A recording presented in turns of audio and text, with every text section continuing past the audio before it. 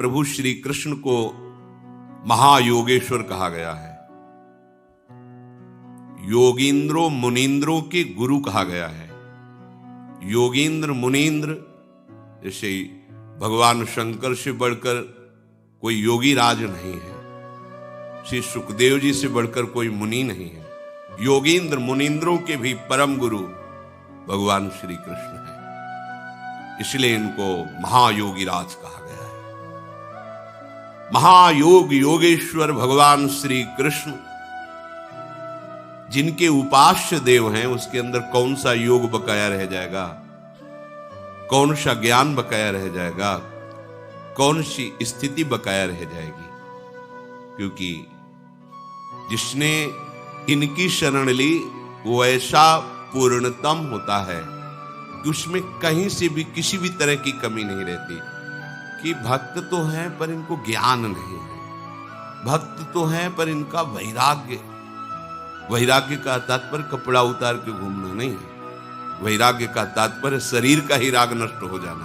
अब ये कैसे जानोगे भाई, कपड़ा उतार कर फटे पुराने कपड़े पहने तो दिखाई दे रहा है, लेकिन उसने स्थूल सूक्ष्म कारण तीनों शरीरों का राग ही त्याग दिया। ये कैसे जानोगे? ये तो स्थिति प्रज्ञ ही जान सकता है, दूसरा थोड़ी जान सकता है। ये वैराग्य प्रभु प्रदान करते हैं।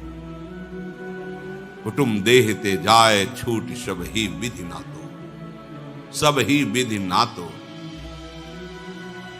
ये प्रभु का आश्रय और स्मरण। प्रभु कह रहे हैं मेरा भक्त युक्ततम होता है, सबसे श्रेष्ठ होता है। जो ऐसा भक्त होता है उसे योग भ्रष्ट होना ही नहीं पड़ता है। पीछे जो चर्चा हुई कि अंतिम समय भगवद स्मृति नहीं हुई, किसी वासना का आदर हुआ या कुछ, वो अभी भक्ति की भावना में नहीं उतर पाया, तब ऐसा हुआ है। अगर वो पूर्ण भगवद आश्रय लेकर के भजन की ऐसी शैली जिसमें अन्य कहीं कोई मिलावट नहीं है, बड़े महिमा की बात कह रहे हैं कि किसी भी कारण से उसका मन अंतिम समय प्रभु से हट गया, अत्यंत पीड़ा या किसी भी कारण से, उसे योग भ्रष्ट नहीं होने देंगे। ये बात देखनी, ये केवल बात उसी के लिए जिसने अन्य साधन का, अन्य का कहीं कोई भरोसा आशा स्थान नहीं है, जिसे थोड़ा भी अपने पुरुषार्थ का बल है, साधना का बल है, अपनी साधना पर विश्वास है, अपनी जितेंद्रियता पर अभिमान है, तो ऐसे के योग भ्रष्ट होने में चांस है। लेकिन जिसने केवल भगवान का भरोसा, केवल प्रभु का बल, केवल प्रभु ही अपने हैं ऐसा माना है, और अंतिम समय उसका मन हट गया किसी भी कारण से, तो कह रहे हैं कि अत्यंत पीड़ा या बेहोशी या किसी भी कारण से वो प्रभु को भूल गया, अंतिम फाइनल होता है। अगर आप भूल गए, जो चिंतन होगा वहीं जाओगे, पर इसका ऐसा नहीं होगा। एक खास बात, उस समय